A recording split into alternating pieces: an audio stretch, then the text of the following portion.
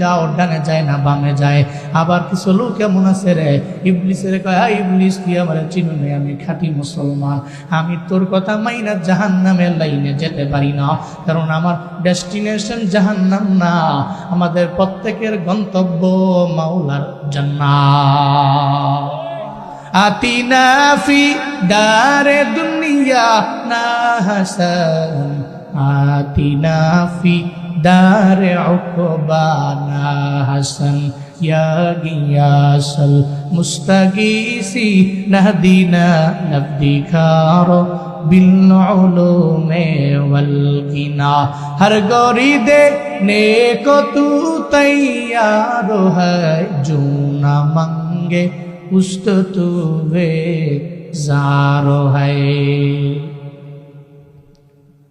নবী প্রথম নাম্বার বিদ্যা হলো ইবলিস।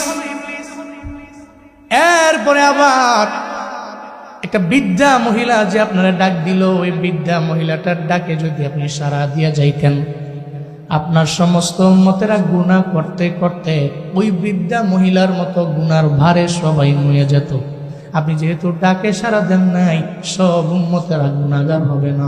এরপরে আপনি একটু দূর যাওয়ার পরে সুন্দরী একটা যুবতী আপনারা ডাক দিল, আপনি যান নাই।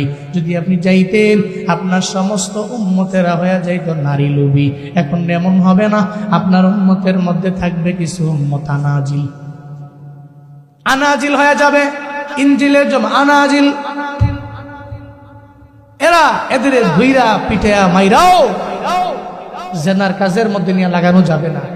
কোনো মেয়েকে অফার করলে সে বলবে ইন্নী আখাফুল্লাহ, সে মেয়ে হলে কোনো ছেলে অফার করলে সে বলবে ইন্নী আখাফুল্লাহ, আমি কাকে ভয় করি? আল্লাহকে ভয় করি। বরং সে চিন্তা করবে রাজুলানি তাহাব্বা ফিল্লাহ ইজতামা আলাই ওয়া তাফাররাকা আলাই, সব আল্লাহর জন্য হবে। মান আহাব্বা লিল্লাহ ওয়া আবগাদা লিল্লাহ ওয়া আতা লিল্লাহ ওয়া মানআ লিল্লাহ ফাকাদ ইসতাকমালাল ঈমান। সুবহানাল্লাহ পড়বেন না? তার চিন্তা আমি কাউকে ভালোবাসবো, আল হুব্বু ফিল্লাহ, আল বুগদু ফিল্লাহ, আল ইতা ফিল্লাহ, আল মানউ লিল্লাহ। তার চিন্তাই এটা। আপনার উম্মতের মাঝে সব তো নারী লোভী হবে না, জানাকারী হবে না, বেবিচার করনেওয়ালা হবে না। যদি সুন্দরী যুবতীর ডাকে সাড়া দিয়ে যেতেন, আপনার সমস্ত উম্মতেরা নষ্ট ভ্রষ্ট আর নারী লোভী হয়ে যাবে। এরপরে পয়গম্বর আপনার সালাম দিয়ে দিল, তিনটা সালাম। আসসালামু আলাইকা ইয়া আউয়াল, আসসালামু আলাইকা ইয়া আখির, আসসালামু আলাইকা ইয়া হাসির। এই যে তিনটা সালাম দিল, তিনজনে দিল। এক নম্বরে দিল আপনার জাতির পিতা হযরত ইব্রাহিম আলাইহিস সালাম। মিল্লাত আবিকুম ইব্রাহিম ওয়া সাম্মাকুম মুসলিমিন। আল্লাহ পাক নির্ধারণ করে দিলেন জাতির পিতা হযরত ইব্রাহিম আলাইহিস সালাম। আল্লাহ পাক জানায় দিলেন, এই মিল্লাত, তোমাদের আব্বা হলো, জাতির বাবা হলো তোমাদের ইব্রাহিম আলাইহিস সালাম। চিল্লায়া বলেন, ঘোষণা করে দিয়েছেন কে? আরো জোরে বলেন, কে করে দিয়েছেন? আল্লাহ নির্ধারণ করে দিয়েছেন তোমাদের জাতির পিতা হযরত ইব্রাহিম আলাইহিস সালাম, ওনার পক্ষ থেকে সালাম আসছে, এক নম্বর সালাম। এরপরে 2 নম্বর সালামটা দিয়েছে পয়গম্বর মুসা আলাইহিস সালাম। 3 নম্বরে যে সালামটা দিয়েছে হযরত ঈসা আলাইহিস সালাম। সুবহানাল্লাহ পড়বেন না? এরপরে পথে আরো অনেক ঘটনা, সব বলার সময় নাই। চলে গেলেন, একটু দূর যাওয়ার পরে মসজিদে আকসা দেখতে পেলেন। ওই যে মিনাল মসজিদুল হারাম ইলাল মসজিদুল আকসা। সুবহানাল্লাহ পড়বেন না? মেরাজকে ভাগ করা হয় 2 ভাগে, মসজিদে হারাম টু আকসা, মসজিদে আকসা টু আরশে মুআল্লা। সুবহানাল্লাহ পড়বেন না? মসজিদে হারাম টু আকসা পর্যন্ত নবীর যে মেরাজ, যে ইসরা, এটা অস্বীকারীকে কাফের বলা যাবে। মসজিদে আকসা থেকে নিয়ে আরশে মুআল্লা পর্যন্ত নবীর যে মেরাজ, এর অস্বীকারীকে ফাসিক বলা যাবে। তো আমাদের ঈমানটা জরুরি, বিশ্বাস বড় জরুরি। আল্লাহ আমাদের সবাইকে খাঁটি বিশ্বাসী করে গড়ে তুলুন। সকলে পড়ে না আমিন? আরো জোরে পড়ে না আমিন? নবী দেখতে পেলেন সামনে মসজিদ। বলেন কোন মসজিদ? এটা দুনিয়া বিলাইনের স্টপেজ। আপনি রওনা হলেন, কক্সবাজারে যাবেন, আপনি 14 গ্রামে গিয়ে বাসে উঠলেন, স্লিপারে, আপনাকে নিয়ে রওনা। চট্টগ্রামে যাওয়ার পরে স্টপেজ দেয় না, স্টপেজ দেয়, অথবা কোনো একটা রেস্টুরেন্টে ঢুকায় 15 মিনিট 20 মিনিটের বিরতি। এর মানে এটা বোঝায় না যে আপনার ডেস্টিনেশন এখানেই, বলে যে তার স্টপেজ, এখানে আমরা থামবো, এখানে খাবো, রেস্ট করব, 15-20 মিনিট পরে আবার আমরা দৌড় দিব আমাদের ডেস্টিনেশন কক্সবাজার। তো স্টপেজটা হলো মসজিদে আকসা, এটা দুনিয়াবি স্টপেজ, কিন্তু ডেস্টিনেশন কোথায় যেন? আরশে মুআল্লা। সুবহানাল্লাহ পড়বেন না? স্টপেজ মসজিদে আকসা, কিন্তু ডেস্টিনেশন আরশে মুআল্লা। মসজিদে আকসার ভিতরে গেলেন, ঢুকলেন, নবীজি দেখলেন ভিতরে অনেক লোক দেখা যায়। অবাক হলেন, এত রাতে এই মসজিদে এত লোক কেন? জিব্রাইল বলতে লাগলেন, পয়গম্বর, এরা সব সাধারণ লোক না, আপনার সম্মানে, আপনার ইজ্জত বাড়ানোর জন্য আমার আল্লাহ মুজিজা স্বরূপ যত পয়গম্বর আল্লাহ পাঠাইলেন, সব পয়গম্বরে আল্লাহ মসজিদে আকসার মধ্যে রাতের বেলা জড়ো করে দিয়েছে। এখানে যারা আছে কেউ সাধারণ না, সব পয়গম্বর।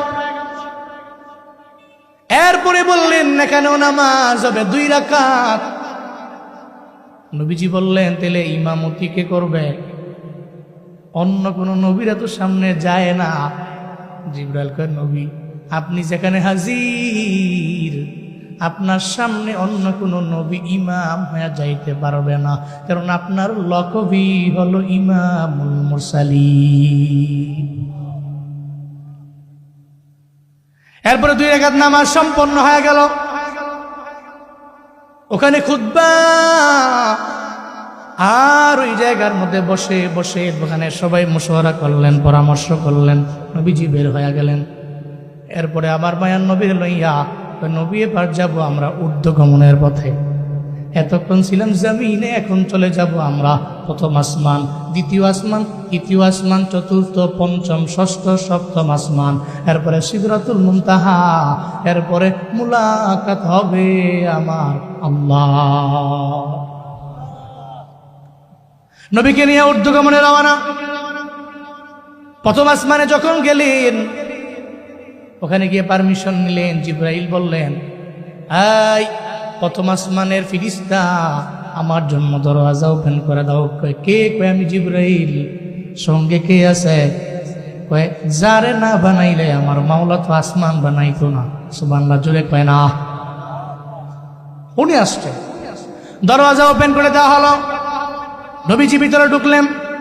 ভিতরে গিয়ে নবীজি দেখলেন একজন বৃদ্ধ লোক বসে আছেন। তার ডান দিকে অনেকগুলা রূহ এবং বাম দিকে অনেকগুলা রূহ, আত্মা, রূহ। ডান দিকে উনি তাকাইলে উনি হাসেন, আর বাম দিকে তাকাইলে ওনার চোখ দিয়া গড়ায় গড়ায় পানি পড়ে। নবীজি অবাক হয়ে গেলেন, উনি কে আর উনি এমন করে কেন? ডান দিকে তাকাইলে উনি হাসে, বাম দিকে তাকাইলে উনি কেন কান্না করে? অবাক হয়ে গেলেন নবীজি। এটা বলার পরে জিবরাইল জানায় দেয়, পয়গম্বর, উনি হলো পয়গম্বর আদম আলাইহিস সালাম। এই জমিনের মধ্যে যত রিজাল আর নিসা, যত পুরুষ আর নারী, সব পুরুষ আর নারী আল্লাহ বানাইলেন নফসে ওয়াহিদা থেকে। এরপরে আল্লাহ পাক বানাইলেন ওনার পরে ওনার জাওজাহা, এরপরে বানাইলেন আমার আল্লাহ রিজালান নিসা। আমাদের সবার আদি আব্বার নাম হলো আদম, আর আদি মাতার নাম হলো হাওয়া আলাইহিস সালাম। এই 2 জন থেকে জমিনের মধ্যে যত পুরুষ আর নারী কে বানাইলেন? আরো জোরে বলেন, কে বানাইলেন? ইয়া আইয়ুহান নাসু তাকু রাব্বাকুমুল্লাযী খালাকাকুম মিন নাফসিন ওয়াহিদা ওয়া খালাকা মিনহা যাওজাহা ওয়া বাসসা মিনহুমা রিজালান কাসীরান ওয়া নিসাআ। চিল্লায়ে পড়বেন কি আল্লাহু আকবার। হযরত আদম নবী বাবা, এই জন্য আদম নবী বসে রইলেন। ওনার ডানে আছে ওনার সন্তান, বামে আছে ওনার সন্তান। এই জমিনের মধ্যে সবার বাবা আদম, জমিনের মধ্যে যত মানুষ আছে সব মানুষ হলো আদম নবীর সন্তান, যত রূহ আছে আদম নবীর রূহ। মনে রাখবেন বাবা, একটা বাবা চায় না কোনো একটা সন্তান শয়তানের লাইনে আগাক, জাহান্নামের লাইনে আগাক, ও খারাপ হয়ে যাক, এটা জীবনও কোনোদিন বাবা চায় না। প্রত্যেকটা বাবা চায় আমার সন্তানটা মানুষের মতো মানুষ হয়ে যাক। এই জন্য দেখবেন কত বাবারা ঈদের আগের দিনে পর্যন্ত নিজের জন্য পাঞ্জাবি বানায় না, নিজের জন্য একটা শার্টও কিনতে যায় না, সন্তানটারে নিয়ে যায়, সন্তানটারে নিয়ে কয় সন্তান আমি তোর জন্য একটা পাঞ্জাবি বানিয়ে দেই। আপনি যদি জিজ্ঞেস করেন বাবা আপনার জন্য কি আপনি একটা পাঞ্জাবি বানাবেন না? কয় আমি জীবনে বহু বানাইছি, কিন্তু তোরে বানাইলে, তোরে বানায় দিলে আমি বাবার জন্য এটা অনেক বড় সফলতা মনে হবে। একটা বাবা হইয়া নিজের জন্য টুপিও কিনে না, ঈদের দিনে সেরা টুপি নিয়ে হাজির। সন্তান কয় আমার মাথায় এত সুন্দর টুপি, বাবা তোমার কই? বাবা কয় আমার লাগবে না, আমি সারা জিন্দেগি লাগে পড়লাম, আমার প্রয়োজন নাই। একটা বাবা হইয়া চায় সন্তানটা ভালো লাইনে চলুক, একটা বাবা চায় না তার সন্তানটা ব্যর্থ জীবন লাইফ লিড করুক, এটা চায় না। বাবা চায় তার সফল জীবন হয়ে যাক। প্রত্যেকটা বাবার জিন্দেগির মনের আশা এটাই। এই জন্যই তো বাবা রিক্সা চালায় পরিশ্রম করে তোমার জন্য তোমার মাদ্রাসায় পড়ায়, স্কুলে পড়ায়, কলেজের মধ্যে পড়ায়। এই বাবার ঋণ তো শোধ করা যায় না। বাবারা যেই পরিমাণে ঘাম জড়াইয়া পরিশ্রম করে সন্তানের জন্য, জীবনও কোনদিন বাবারে ভুলা যাবে না। ও আল্লাহ, যাদের বাবা নাই তুমি বাবার কবর জান্নাত বানাও, যাদের বেঁচে আছে তুমি নেক হায়াত দাও, চিল্লায় পড়েন আমিন। বাবারা তো এমনই, বাবা চায় না তুমি জাহান্নামে যাও, বাবা চায় না তুমি চূড়ান্ত লেভেলের খারাপ হয়ে যাও, জীবনও কোনোদিন এটা বাবা চায় না। বাবা চায় তুমি জান্নাতের লাইনে আগাও। এই আদম নবী তো চায় না, ওনার ডানে বামে ওনার সন্তানগুলো বসে আছে, ডানেও রূহ বামেও রূহ, ডানে তাকাইলে উনি হাসেন, বামে তাকাইলে উনি কান্না করেন। হযরত জিবরাইল বলেন ও পয়গম্বর আমার, আপনার সামনে যে আদম পয়গম্বর, ওনার ডান দিকে যে রূহগুলো আছে এই রূহগুলো জান্নাতি রূহ, এরা সবাই জান্নাতি। বাবা হয়ে সন্তান যদি জান্নাতি হয় তাকায় তাকায় হাসে, আবার যখন বাম দিকে তাকায় এখানে রূহগুলো আছে এরা সব জাহান্নামী। বাবা হয়ে যখন দেখে রে সন্তানটা জাহান্নামী হয়ে গেল, উনি আর নিজের ধরে রাখতে পারে না, চোখ দিয়া ঘরে ঘরে পানি পড়ে। আদম নবীর সাথে আমার মায়ার নবীর পরিচয় পর্ব শেষ হয়ে গেল। এরপরে বিদায় হলো, অনেক লম্বা কথা। চলে গেলেন দ্বিতীয় আসমানের মধ্যে আমার পয়গম্বর, ওখানে গিয়ে দেখা হলো হযরত ঈসা নবীর সঙ্গে মোলাকাত। এরপরে চলে গেলেন তৃতীয় আসমানের মধ্যে, ওখানে গিয়ে দেখি আল্লাহ পাক সারা দুনিয়ার অর্ধেক সৌন্দর্য যেই নবীরে দিয়েছেন ওই নবীর নাম কি? সুবহানাল্লাহ, জোরে পড়বেন না। সারা দুনিয়ার অর্ধেক সৌন্দর্য আল্লাহ ওনাকে দিয়েছেন। উনি নবীরে দেখার পরে আমার পয়গম্বরে বলে সুন্দর নবীজি আপনাকে অভিবাদন। মায়ার নবী কয় আপনি সুন্দর, আপনি আমারে বলেন সুন্দর।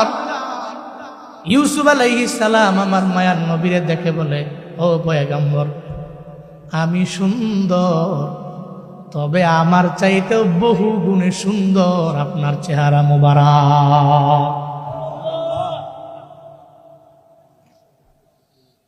আল্লাহ তো আমার অর্ধেক সৌন্দর্য দিয়েছে, আর পুরো পৃথিবীর সৌন্দর্য আপনার আল্লাহ পাক পুরোটাই দিয়ে দিচ্ছে। কথা বললেন। চলে গেলেন আবার চতুর্থ আসমানে। চতুর্থ আসমানে গেলেন, ওখানে গিয়ে পেলেন হযরত ইদ্রিস আলাইহিস সালাতু ওয়াস সালাম, মোলাকাত হলো। আবার গেলেন পঞ্চম আসমানে, ওখানে গিয়ে পেলেন হারুন আলাইহিস সালাম।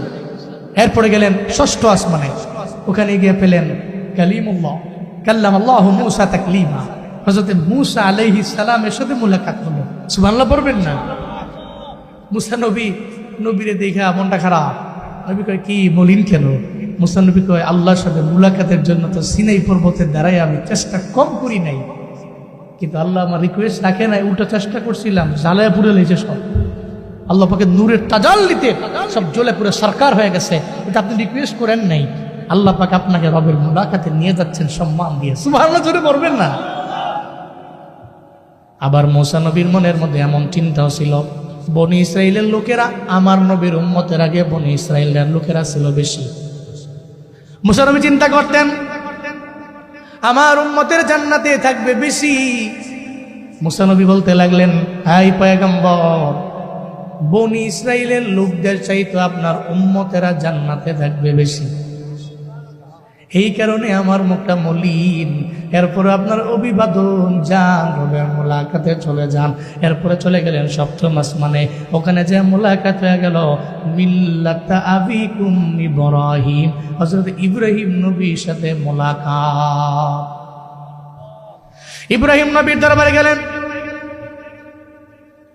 ওখানে গিয়ে দেখলেন ইব্রাহিম নবী একজন শিক্ষক, উনার সামনে হাজার হাজার হাজার হাজার ছাত্রগালি দেয়া যায়। সুবহানাল্লাহ, জোরে কয় না। জিবরাইল কয়, জিবরাইলে এরা কারা? উস্তাদ শিখাইতেছে, কয় উস্তাদ হলো হযরত ইব্রাহিম আলাইহিস সালাম। আর সামনে যারা বসে আছেন, জমিনের মধ্যে অনেক মা বাবা, গর্ভের মধ্যে সন্তান চলে আইল, মা নিয়ত করলো, আল্লাহ পাক যদি আমার কোনো ছেলে দেয় তাহলে আমি মাদ্রাসার মধ্যে পড়ে হাফেজ আর আলেম বানাবো। আল্লাহ যদি আমার কোনো মেয়ে দেয় তাহলে আমি তারে মাদ্রাসায় পড়ে একজন হাফেজ আলেম বানাবো, দ্বীনের লাইনে আমি তারে পরিচালিত করব। আমার মাওলার কুদরত, 2 বছর না যেতেই সন্তানটা দুনিয়া থেকে বিদায় নিয়ে চলে গেল। সারা জিন্দেগি লাগাইয়া মা বাবা সন্তানের জন্য কান্না করলো। তাদের মনে একটা স্বপ্ন ছিল, এই সন্তানটারে আমি মানুষের মতো মানুষ বানাবো, আমি হাফেজ বানাবো, আলেম বানাবো, কিন্তু এরা তো বানাইতে পারলো না। আল্লাহ পাক তার হায়াত থেকে ছোট্ট বানাইয়া 2 বছরে রবের দরবারে নিয়ে আইল। ও পয়গম্বর, এখন তো দায়িত্ব আমার আল্লাহ নিজেই নিয়ে নিলেন। আল্লাহ কয়, তার মা বাবা যেহেতু দুনিয়ার মধ্যে সময়ের ভাবে পারলো না, 2 বছরের মধ্যে আমি নিয়ে আইলাম, এখন এদের শিখানোর দায়িত্ব তো আমি আল্লাহর হাতে। আল্লাহ কয়, নবী ইব্রাহিম, আপনার উস্তাদ বানাইলাম, আপনার সন্তানগুলারে আপনি শিক্ষা দিবেন। আপনি তো বাবা, আপনার সন্তানগুলোরে সামনে বসাইয়া হাফেজ আর আলেম বানানোর দায়িত্ব আপনার। এই জন্য নিয়ত করে নেন, আল্লাহ পাক আপনার ছেলে দিবেন, মেয়ে দিবেন, নিয়ত করবেন আল্লাহ পাক যদি আমার কোনো সন্তান দেয় তাহলে আমি মাদ্রাসার মধ্যে পড়াবো, আমি হাফেজ বানাবো, আলেম বানাবো। এই নিয়ত করে আগে জানলে বাবা, যদি আপনি না পারেন, আপনার সন্তান যদি মারাও যায় গর্ভের মধ্যে, জমিনের মধ্যে আসার পরেও যদি মারা যায়, আপনি বানাইলে যে সওয়াব পাইতেন, না বানাইয়াও নিয়তের কারণে আমার আল্লাহ আপনাকে সম পরিমাণ সওয়াব দিয়া দিবে। কারণ আখিরি জামানার উম্মতের নিয়তি বড় দাম। নিয়ত করলেন আমি দান করব, পারে নাই, আল্লাহ পাক ওই বান্দার আমল নামায় সওয়াব দিয়া দিবে। সুবহানাল্লাহ, জোরে কয় না। নিয়ত করছে দিমু, দান করবো, পারে নাই, মরে গেছে, আল্লাহ সওয়াব দিয়ে দিবে। আখিরি জামানার উম্মতের নিয়তের বড় দাম। সপ্তম আসমান শেষ, মুলাকাত কার সঙ্গে হবে? আল্লাহর কাছে গেলেন, জান্নাত দেখলেন, জাহান্নাম দেখলেন, কলম দেখলেন, সিদরাতুল মুনতাহা পার হয়ে রবের কাছে গেল। আল্লাহ পাকের সাথে মুলাকাত। সুম্মা দানা ফাতাদাল্লা ফাকানা কাবা কাউসাইনি আও আদনা, এত নিকটবর্তী রবের গেছে। সুবহানাল্লাহ, জোরে পড়বেন না। আল্লাহ পাক মুলাকাত শেষে, কথাবার্তা শেষে, এই যে সব হইতাছে, এগুলো তো সব কি সারা বছর লাগায়া নাকি রাতের একাংশের মধ্যে? চিল্লায়া বলে না, খেলা কার? সুবহান আল্লাহ পাক এই জন্যই তো বললো সুবহান, শুরুতেই সুবহানাল্লাযী আসরা বিআবদিহি।